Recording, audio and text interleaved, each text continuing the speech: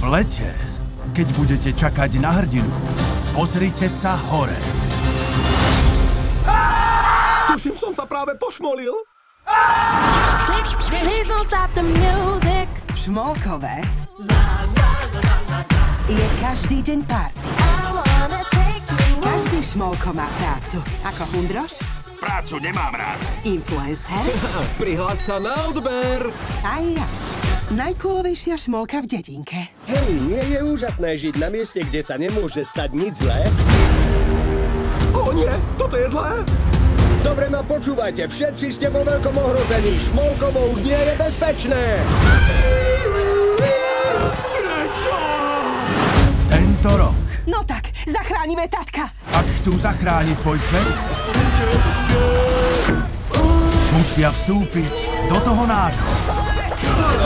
Wow, kde to sme? To je Paríž.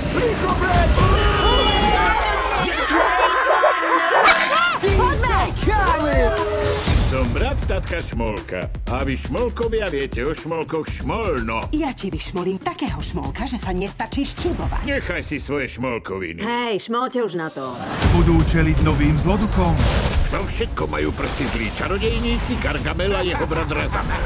A teraz si zahráme hru s názvom Rozpuč Šmolka, až kým nebude každý z vás na kašu. Poznám aj zábavnejšie hry. nájdu si nových spojencov Sme Šmolkovia z medzinárodnej susedskej hliadky. Parížska divízia. a zažijú dobrodružstvo Konečne zistíte, čo znamená byť Šmolkom. z úplne novej dimenzie.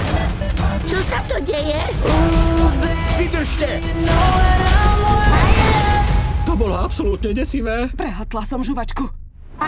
Šmolkovia vo filme. Obed pre čarodejníka Razamela. Takže sa dá objednať hociaké jedlo od hocikiaľ? Samozrejme. Ale prepitné daj šoférovi vopred. Inak ti tam napľuje.